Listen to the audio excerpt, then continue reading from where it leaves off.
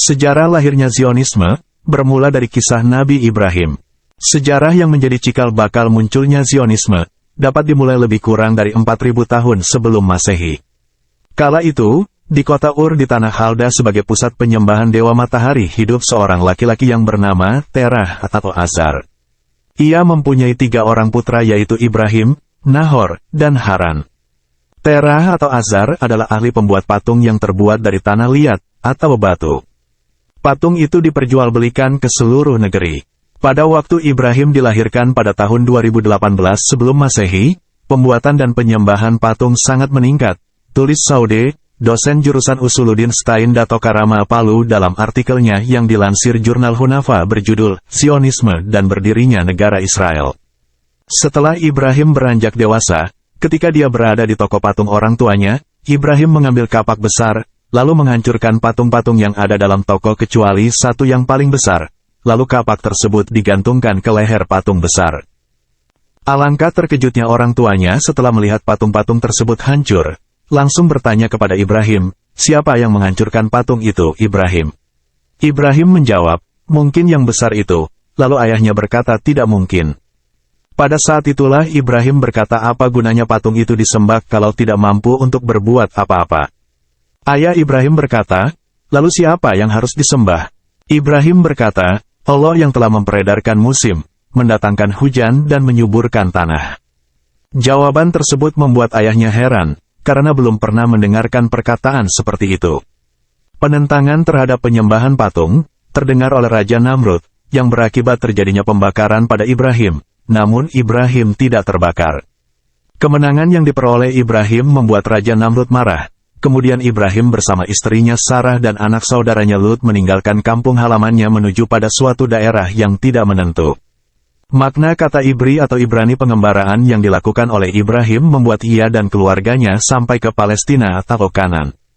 Suku-suku yang mendiami Kanan atau Palestina pada saat Ibrahim tiba, diantaranya adalah suku Kananit, Moabit, Amalekit, dan Amorit. Mereka inilah yang memberi istilah Ibri yang berarti dari seberang. Begini penjelasannya arti lain dari kalimat Ibri atau Ibrani adalah memotong jalan, Raun. Itulah lahir seorang bayi laki-laki dari orang tua yang bernama Imran dari suku Lewi. Bayi dimasukkan ke dalam peti, lalu dibuang di sungai Nil. Peti itu sampai dekat pemandian putri Firaun. Peti tersebut diambil dan sewaktu dibuka ternyata isinya adalah bayi laki-laki kemudian dipelihara dan diberi nama Musa atau Moses. Setelah bayi itu besar, maka terjadi pertentangan antara Musa dan Fir'aun dan dimenangkan oleh Musa. Pada saat itu Musa bersama kaumnya keluar dari Mesir menuju ke Palestina, namun Musa tidak sempat sampai lalu kemudian meninggal dunia, demikian juga saudaranya Harun. Adapun yang membawa kaum Israel Palestina adalah Yusya bin Nun, salah seorang sahabat yang diwasiatkan oleh Musa untuk memimpin kaumnya masuk ke Palestina melalui timur laut sungai Yordan dan menyeberangi sungai itu memasuki kota Ariha dengan terlebih dahulu membunuh seluruh penduduknya.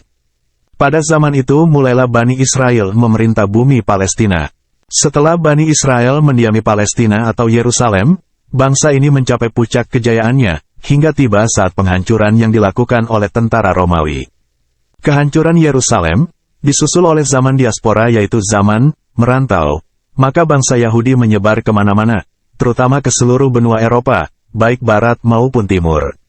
Pada zaman diaspora itulah, maka akhir abad ke-19 lahir cita-cita Zionisme di kalangan mereka yang bertujuan untuk memperoleh kembali Yerusalem. Yahudi membangun klaim-klaim agama berdasarkan apa yang mereka nukil dari Taurat yang telah diubah, bahwa Allah Subhanahu wa Ta'ala telah memberikan tanah Palestina kepada Ibrahim dan anak keturunannya.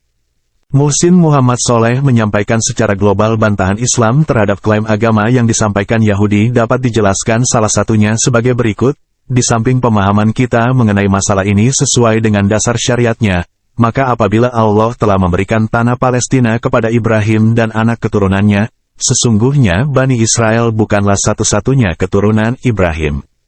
Orang-orang Arab anak cucu Adnan, mereka juga keturunan Ibrahim, ujar Dr. Muhsin Muhammad Soleh.